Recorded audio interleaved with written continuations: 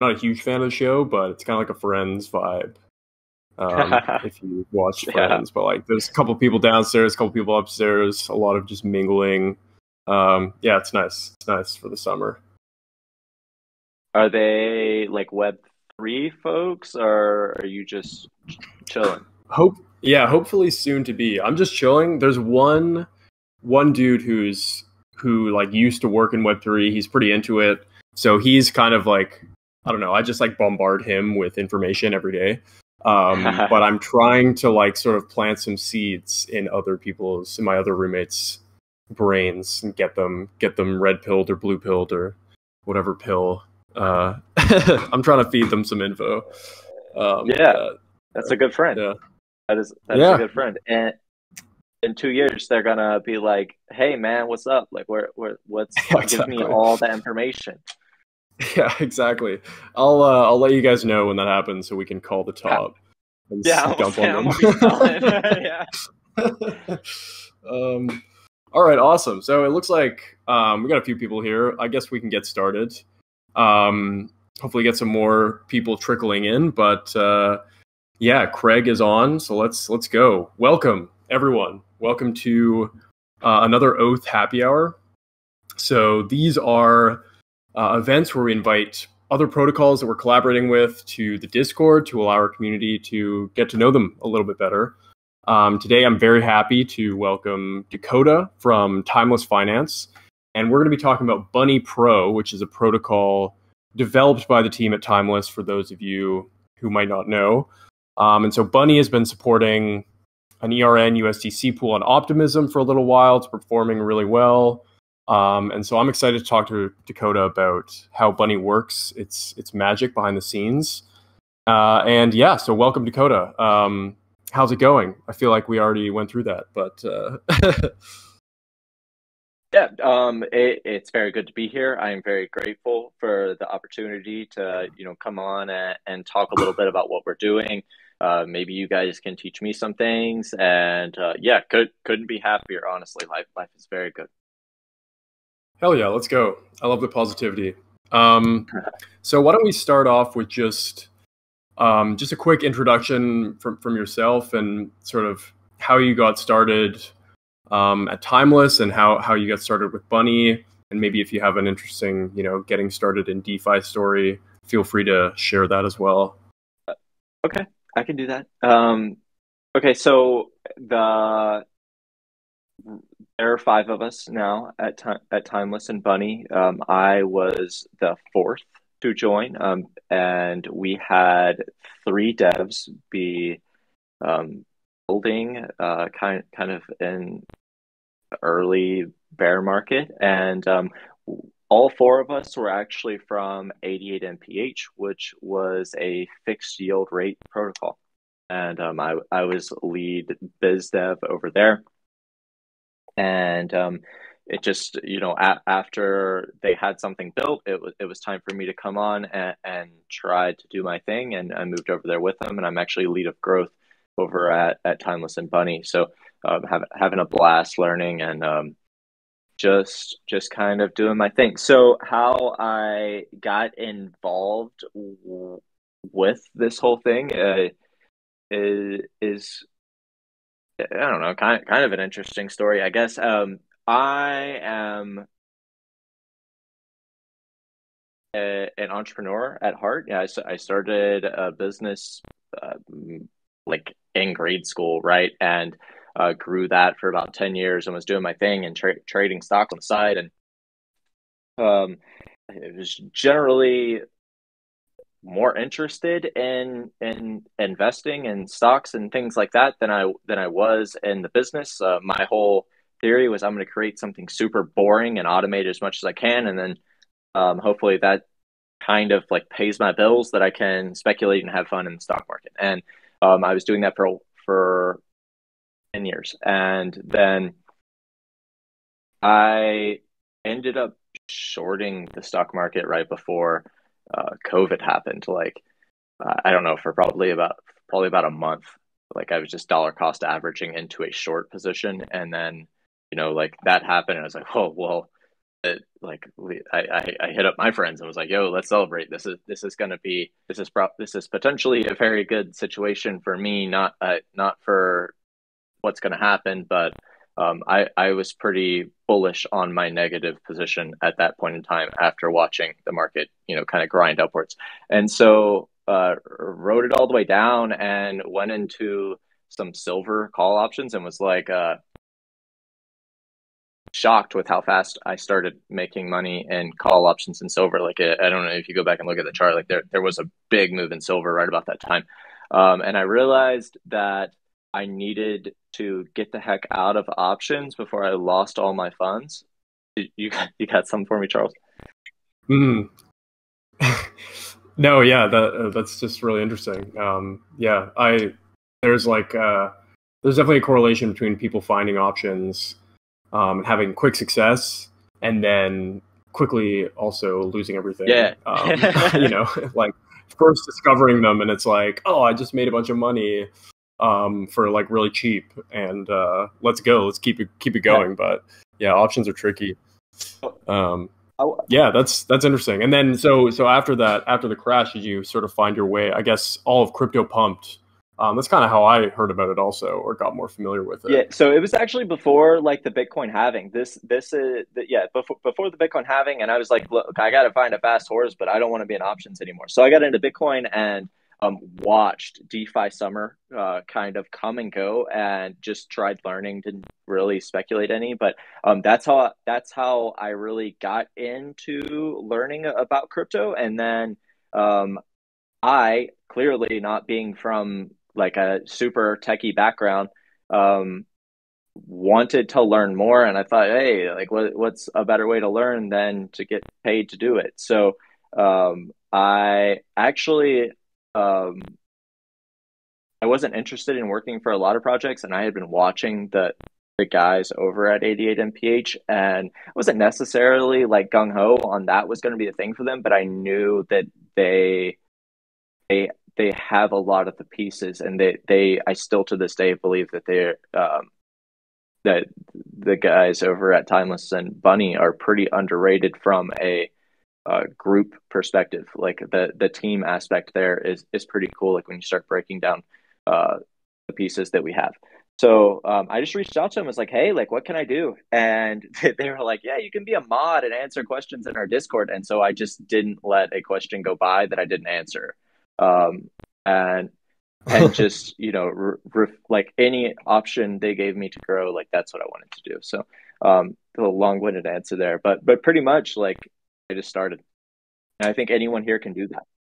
Yeah, no, yeah, no, that's awesome, and that's a really good message to start off with, because that's eerily similar to my beginnings. I definitely watched DeFi Summer from the sidelines, and like, yeah, was pretty salty about like, I guess I was smart enough not to kind of deploy anything because I knew that I was a noob. So that's cool, but I was like salty that I didn't get into it earlier, because I was like, oh man, everyone's getting rich, and like and yeah, exactly. AS. That's kind of how I got in with the Oath ecosystem and got involved with the Byte Masons. Is like I just started doing stuff, and I was like, just any opportunity I had to do more, I can just like start getting involved. And teams recognize that. So yeah, listeners, if you want to get involved, if you want to work in DeFi, that's all you got to do. Just a little bit of motivation. That's all. Awesome, cool. So let's talk about Bunny. And I wanted to start off maybe just with an overview from 30,000 feet, and just kind of get a brief description of what Bunny is before we get into the details a little bit. So do you want to if you could give just a your best elevator pitch on Bunny? Yeah, so we are, if you think of Curve and Balancer and what they do with their gauges, we're a fork of that type of protocol. And instead of having and building our own DEX, we are built on top of Uniswap V3. So we get to take advantage of all of the infrastructure and yeah, the liquidity aggregators, whatever you want to look at that's already on Uniswap V3 and all the good things they have going for them, while also taking advantage of the stuff that was built for us with a curve and balancer. Yeah, cool. Yeah, so you guys manage Uniswap positions, and correct me if I'm wrong, but it's kind of like, half of your value prop or your model is built around managing the positions for users, or at least setting ranges for users to be able to like pick their own. And it kind of reminds me of like an ALM, but then you've got this gauge system, which is kind of the other half. So I guess my first question is, how do you go about picking ranges, or what's the process of sort of picking a range and managing those ranges for the users? Cool question. So interestingly enough, we took more of a trustless, permissionless take on things. So just I probably wouldn't describe us as really someone who's managing everyone's funds. More so, we're providing all the tools so that pools can be incentivized. Pools on top of Uniswap V3 can be incentivized. So when you go on to Bunny, anyone can go on there and create a pool for themselves. We're not really going to create too many pools. I mean, we'll help a project if they need hands-on help with doing that. But for the most part, it's the same user interface, and we can get into kind of as much technical details as somebody like myself could provide. But it's the same experience from a user interface as you're really going to get making a pool directly on Uniswap. So,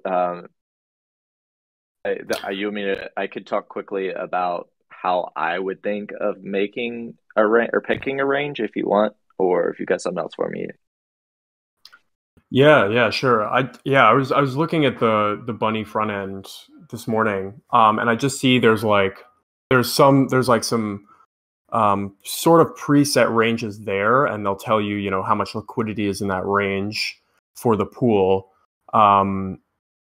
So yeah, I was kind of wondering how those come about, how like the different range options come about for users. But yeah, you can proceed with what you had in mind there.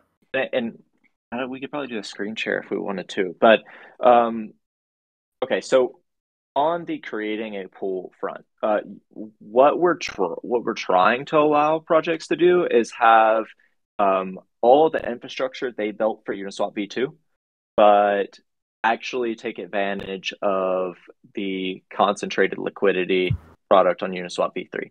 So from a technical standpoint, what you need to have happen there is you need this LP token to be an ERC20 instead of an NFT. The ERC20s, being that they are fungible, are just a little bit easier to build with. So and that's how you end up having all these incentivized pools. Like it's kind of hard to get a incentivized pool on Uniswap V3. There's starting to be more options related to that, but for the main part, that's kind of that's the bare bone utility that Bunny offers. Is we're taking the Uniswap V3 LP token, which is an NFT, and turning it into an ERC20. And there are some other cool things we can do with that, like it is composable, so it could be used as collateral or thing built on top of. You could build things with it. So for these ranges, what you're seeing on the front end, I'm thinking, is you're probably looking at potentially one of two pages. Like you're probably either looking at our stake page or our pool page. So with the pool page, if you go on there on that tab and click one of these pairs, you're going to see all the ranges that have been brought forth and put. Like anyone can come in and add a range to that.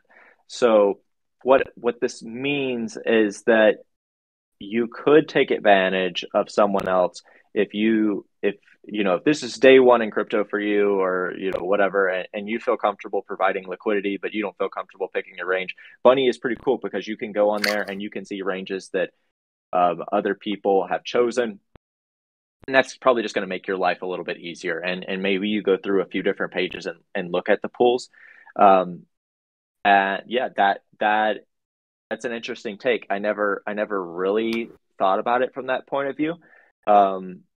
Just because you Yeah. got some pulled up here for me. Sorry, I'm like staring out my window. Oh yeah. It's all good. It's all good. Yeah, no, guys, I just shared the bunny. I guess you can see my whole screen. That's kind of that's fine. But I just shared the bunny front end here. And yeah, I'm on the USDC ERN pool.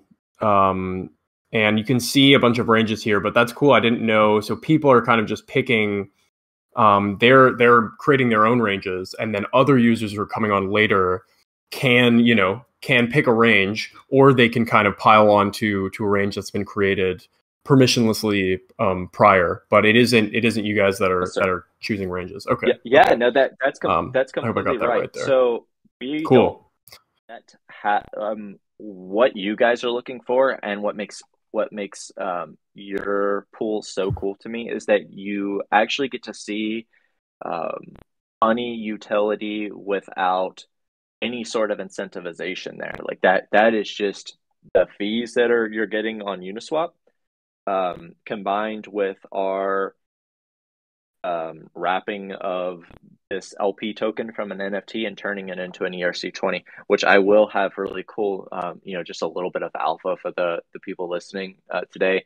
We've been we've been working Oh, let's on go. Let's an go. Oracle. So basically, like I was saying, like we want to be able to turn these LP tokens into something people could use as collateral. So one of the big things you have to work on there is making sure that the price can't be manipulated. And we've been working on a oracle that prevents price manipulation. It went out to audits, came back. We have worked on it a little bit, updated what they needed to have done to it, and we're sending it back out. But like super soon, hopefully, we're going to have that greenlit to like have another huge utility here, just in like bare bones base money. So like what you see there, all those pools, normally they would be NFTs, but they're now going to be composable, and we could do some fun things with that. So like you see how you clicked on Ethereum, and now we have the stake page. What I would point out here, and we don't have to talk about this too much, but these pools are the pools you'll see where the community has voted. So that is a range. That's one range from that. Let's use Frax Pal for instance. Like they might have 5 ranges on the pool page, but over here, most of the time you're only going to see one. Technically, you could have more than one, but most projects end up just having one, where everyone has voted in our through our governance, and we've decided, okay, this is the range we want to work with for now. We're going to give it a gauge, and now it can receive lit emissions, or OLIT emissions, technically.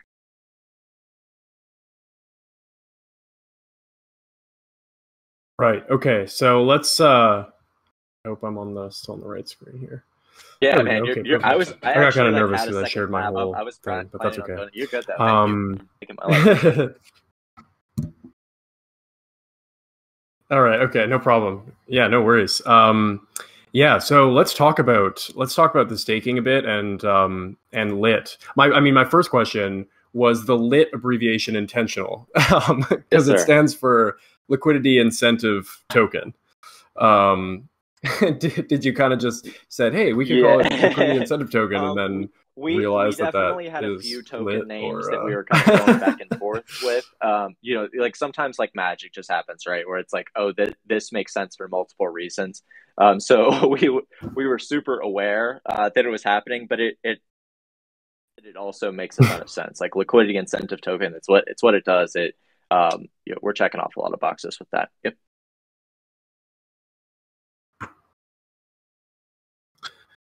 Yeah, yeah. So let's talk about this stake page a bit and about your gauge system.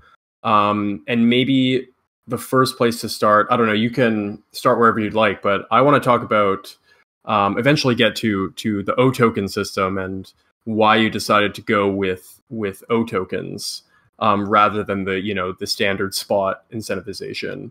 Um, but yeah, wherever you Okay. want to start Um, in terms of the gauge system so and probably the staking. easiest place for anyone who isn't aware of like this whole fill in the blank token war thing, it really started with Curve, where they had found a system where other projects need to accumulate the token, or entities need to accumulate their token to use the governing power. So basically, VE lit holders, which is lit token locked in our protocol, becomes our governance token. It is what is used to vote in the direction of emissions. So if you have 1% of the total supply of VE lit, then that week you're going to get to direct 1% of the OLIT emissions to wherever you want to go. And what ends up happening is projects can now rent votes. So they go on these bribe markets like Hidden Hand, or Warden with Paladin. Stake DAO has one. Like there's several, and basically they will put up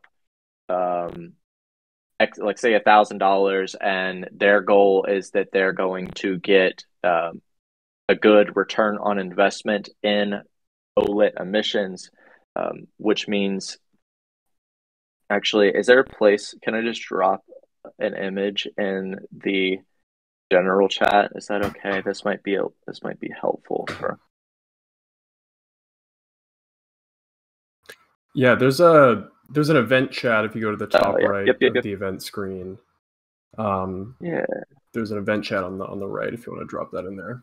But, yeah, yeah. I feel like our community is fairly familiar with that, with the sort of bribing and voting system. Luckily, because we're pretty involved with a lot of solidly modeled AMMs, and that's like a very core piece of their model, which is VE lockers, VE holders, lit lockers, voting to direct emissions, and they're receiving incentives, vote incentives from other protocols. So I feel like a Yeah. lot of people here are probably pretty familiar with it, which is a nice starting point. Yeah. Okay. So what are the other? So if I wanted to go on and I want to lock my lit, I want to get V lit, I want to become a governor. What are the other advantages to having VE lit Yeah. other So than we directing we these incentives are and a collecting bribes? revenue share model. So 50% of the fees collected by the protocol for swaps. So it's a 10% protocol fee on the rewards for providing liquidity. It's not, of course, including OLIT emissions. That's just the swap fee. So half of that, so I guess 5%, and then this whole OLIT emission conversation. So 50% of the redemption that we get when people take their OLIT and redeem for lit, we end up collecting funds for that. I have another document here that I can post for you guys. I think it was a Dune page. It might still be down.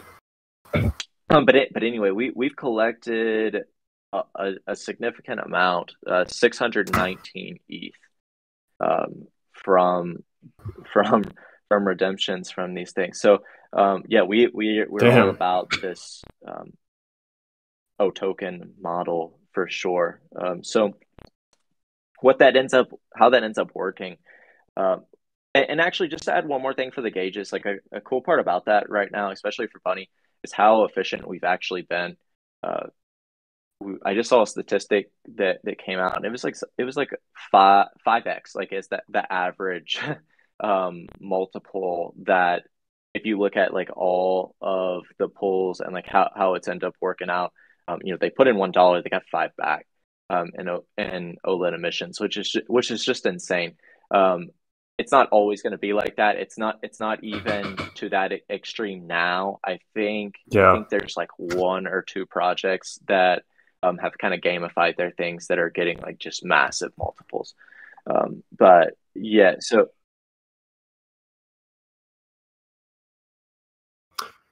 yeah.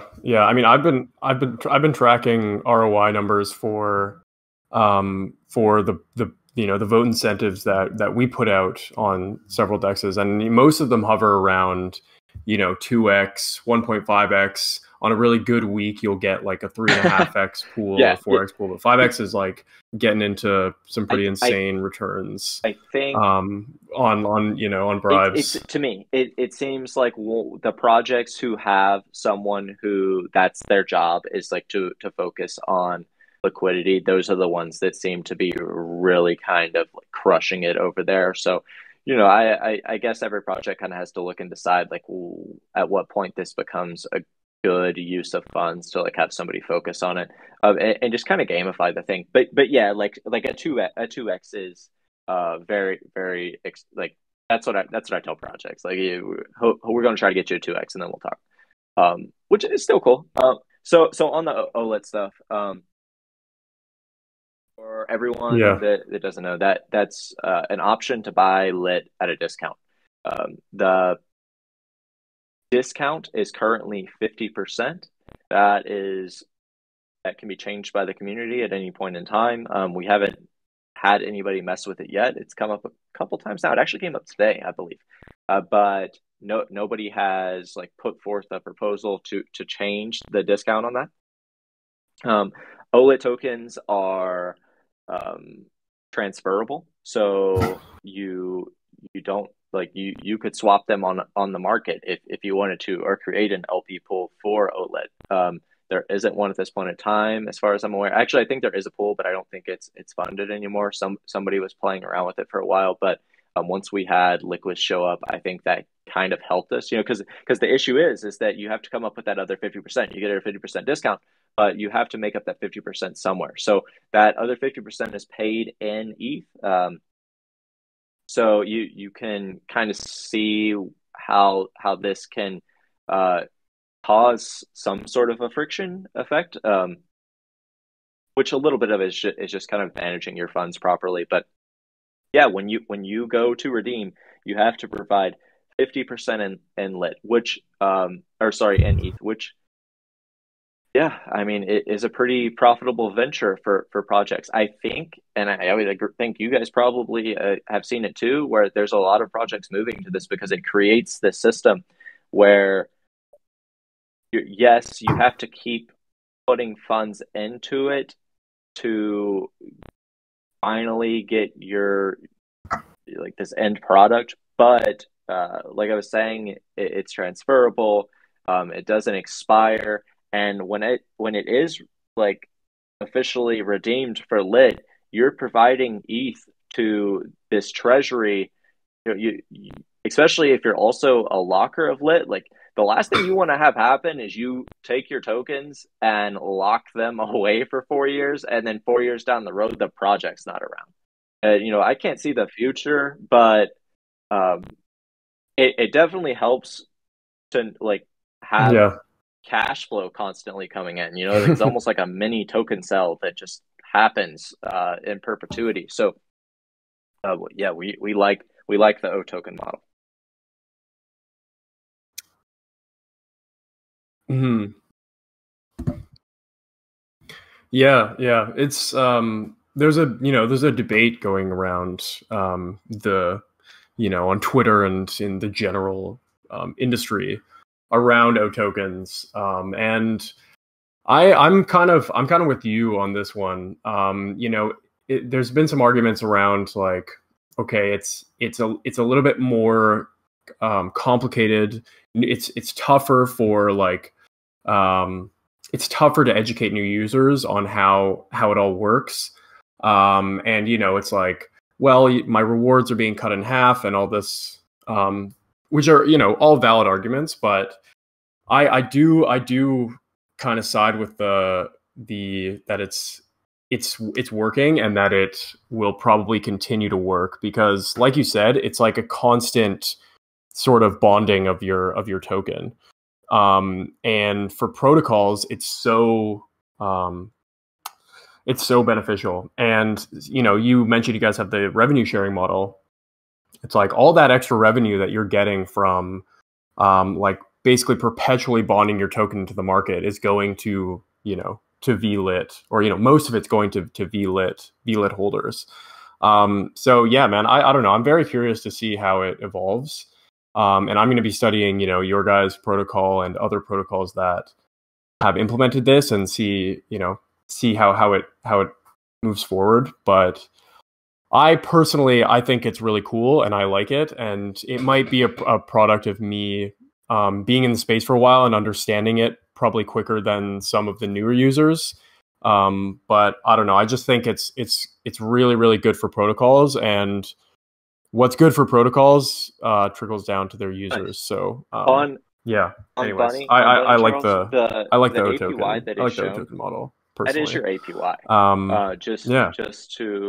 Just to be clear. So from a certain perspective, you kind of get the APY you think you're gonna get, and it's healthier for everyone else involved. And so I guess it's just your time horizon and how willing you are to grow with something versus just pillage it. So I don't know.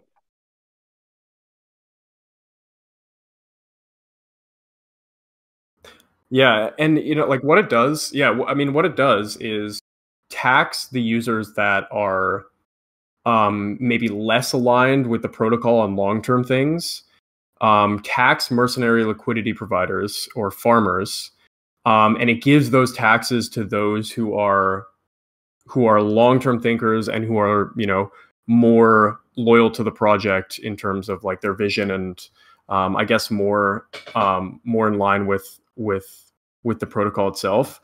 And I don't know. I just think moving funds away from mercenary farmers to long-term holders, people who want to hold VLit, people who want to engage in governance and the voting system, the gauge system. I just think that flow from the mercenary farmers to the protocol and Yes, to sir. the long-term Very token cool. holders is like the biggest draw for me here. So yeah. Yeah. Okay, what was I had a question before that, and then I started talking, and I forgot it. Oh, I was gonna ask. So you've got the gauge system on mainnet, and I believe it's also on Arbitrum. Let me just double check that. Yeah, okay. It's not yet on Optimism. Are you planning to implement the gauge system on That is a all the good chains that you question, deploy on, Charles. or yeah, So how's that looking moving forward? yeah, yeah. Well, so I kind of have like that I always like to No go back and pressure. hide under, which is that it's gonna be up to the community. So we have actually, we're pretty, we're not perfect, right? We're definitely working and learning as far as a governance like the governance mechanism goes, but it's totally up to the governance process to determine if we go to optimism or put roll gauges out on Polygon. At this point in time, I don't believe the team has enough tokens that are locked that we could just like cram a governance proposal through to do something like that. So I think it'll come down to the community. There seems to be a significant amount of support to do this. I absolutely love that we have uh, projects that are like already building out the infrastructure, and like my hopes are that I can keep adding value for you even without gauges. But yeah, I think at the end of the day, we need to, kind of do chats like this in our Discord in front of the voters and say, hey, like there are people who want this on Optimism. There's not a ton of reason why we can't. So how we ended up taking the approach of doing all this was slower than what most people wanted to do, but it creates this cool environment where all the voting still happens on mainnet. So it's not like to go on a new chain, like to roll out gauges on Optimism. We need to go and create our own liquidity on Optimism and do all these types of things. Like the liquidity doesn't need to be fragmented. It just needs to be just approved by governance. So it's actually a really like nice solution for rolling out everywhere else. You just got to get in front of the voters, man.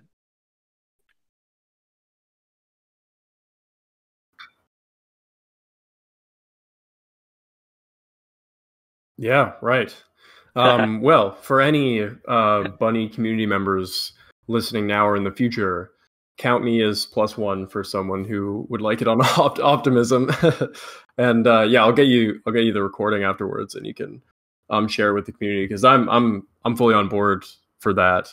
And there was one other piece of the VE lit holders, the benefit to them. And just to hammer home the benefits for them, and if people aren't super familiar with Curve's gauge system, but you've got the voting for the gauges, you've got getting bribes from the protocol, you've got governance voting, you've got revenue sharing, and then the last piece is the boosting of the of pools that you're in. So do you want to just, and that if we go to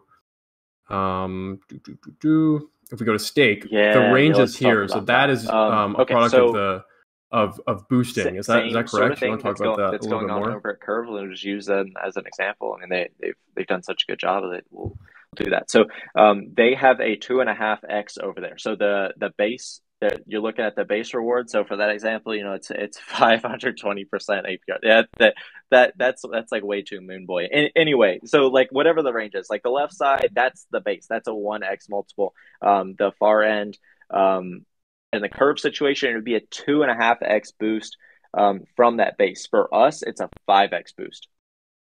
So how you end up figuring out that range, do me a favor and like click on that swell, that first pool right there for me. Yeah, just click like that and it'll drop down. That last tab to the right, calc.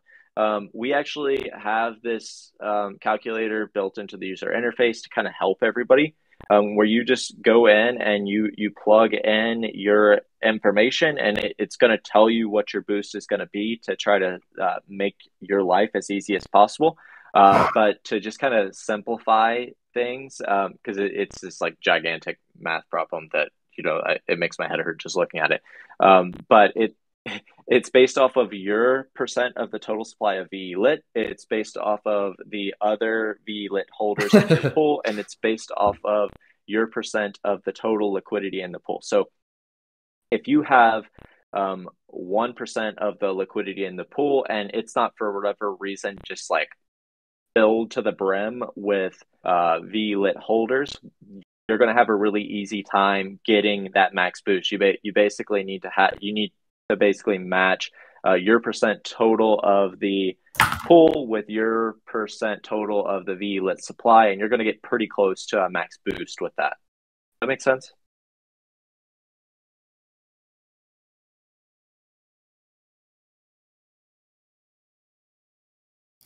Right. Yeah, totally. So different, depending on how many VE lit holders are involved in this pool, you'll get it. You might get max boost. Yeah, you'll just have to have a on smaller one, but if one is full of VE lit holders, then it'll be slightly different. Yeah, that makes a lot of sense. Yeah, nice. And yeah, just looking at this pool, I mean, over 2 million in TVL, and really good return. Same with like the I think it's Gray. I think it's Gray, but big pool, and still the returns are great. I want to look at the ERN pool because this one I look at constantly.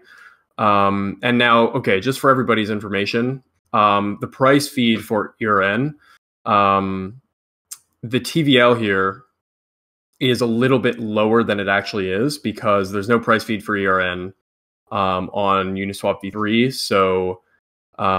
So it doesn't account for the ERN, but I think there's about 30,000, 32,000 ERN in there. But I mean, my God, like for a pool of, we'll call it 80,000, almost 25K in volume is just like insane. It just like shows you the efficiency of the trades and the efficiency of Uniswap V3 with like a properly managed, managed ranges and liquidity being in the right spots. Concentrated liquidity. Anyways, so I cool. look at this pool all the time, and I'm just like, how the hell is it getting efficient. this much volume? Like having my job. Like, I got to get in there. I get to help people. Like the difference between full range is your money has to literally cover an infinity. Like you have to cover so much more versus this fixed range where you get to pile all your funds into a smaller range and just make it work harder for you, man. It's a good job.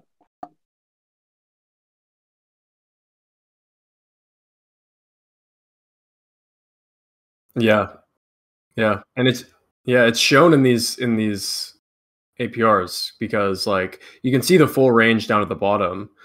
It's like nothing. It's because most of your liquidity is spread out over a range that a price range that is not getting any trading fees. No one's trading. No one's trading these at whatever the tail ends of the price curve. So all the trades are happening in these ranges, and that's anyways, little demonstration there. Yeah, really cool. All right, let's see what else I got for you. Do you have anything you wanted to cover at the moment that we haven't covered all the pieces? dived into? I don't know. We're not. I'm assuming. Look at like the portfolio page is kind of cool. We just added a bunch of updates to that, but we don't have to get into a ton of detail. But our devs did a really good job with that, and that's a new update for us that we're super excited about. Like you're going to be able to see what your cost was for the pool and basically just understand how impermanent loss is actually affecting your LP position. Like it's spelled out for you there. So it's not as much, like I literally have a spreadsheet that for like anything I was LPing, like I was trying to keep track, do it all on an Excel sheet, and now it's just nicely done in our UI. So we're really proud, and I think that Zeph, who is our front end dev, just did a really good job with that portfolio page.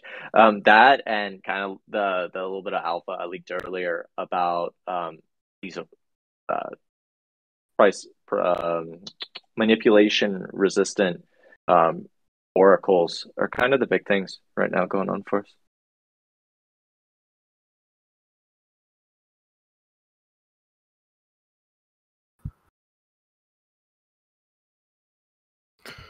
Yeah, man. Uni V3 positions as collateral is like something that I feel like anyone who's been in the space for a while has been kind of curious about and excited about, because it's here, Charles. That it's probably gonna come eventually, and it's really awesome to hear you guys making progress there, and like developing this wrapper for. Let's go. Yeah, I was trying to say that in a way. I kind of messed it up, but it's here, guys. Yeah, right. Sick, very sick. Okay, awesome. You know what? I mean, we're coming up at about 45 minutes here. Guys, if you have any questions, I should have said this at the beginning, but I feel like you know the deal. If you have any questions for Dakotah, for Bunny, please drop them in the chat now. And maybe Dakotah, do you want to drop a link to your? Oh, what's up, Justin Bibas? Just on time for us to end. Oh, I was in the. So it's good question. It's kind of a play on Uniswap, right? Why is the name Bunny? The guy in charge of growth needs to do a better job with getting the unicorn on the bunny's head. It's something I've been working with for like on the whole like mid-journey image generation side. But it's actually supposed to be a play on Uniswap, it's kind of says Uni, you know what I mean, like inside of Bunny. So different critter. We're just trying to give credit to the good folks at Uniswap. Nice. Okay. All right, bullish. That's what I was hoping for. I'm gonna see the stage back to Charles. Guys, I'm dropping the docs into the chat. Read the docs. They're well written. Check out the app. And yeah, shout out to the front end dev there, because the app is very, very responsive. And I don't know, I feel like laggy front ends is kind of a plague in DeFi for for a lot of protocols. So it's I've just learned recently how insanely hard front end deving is. So like shout out to every front end dev there, but when you get it right, it's like such a huge, man, UX is like so important for obvious reasons. And yeah, your guys' app is super responsive. So I mean, y'all could see I was playing around on it. It's pretty sick. Awesome. Okay. Thank you, Dakotah. Thank you for coming. That was fun. Yeah. And yeah, maybe let's see if we can. I got to join your Discord. Do you want to drop a link to the Discord in the chat here, and we can maybe get some new users over there? Yeah, because I got to join. I'll give you guys the recording here, and yeah, just thanks for coming, and thank you for everyone for listening to another Oath Happy Hour. I love doing these. Man, they're really fun. Thank you for having me on. Especially when it goes smoothly, like this one.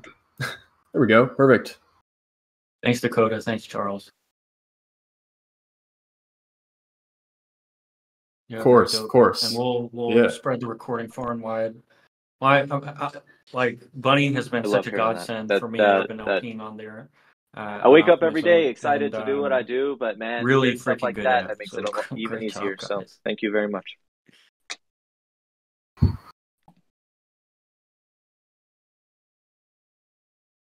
Later, fellas. Bye. Sweet. All right, thanks, guys. We can close out here. Appreciate it. Have a good one. Enjoy the rest of your week.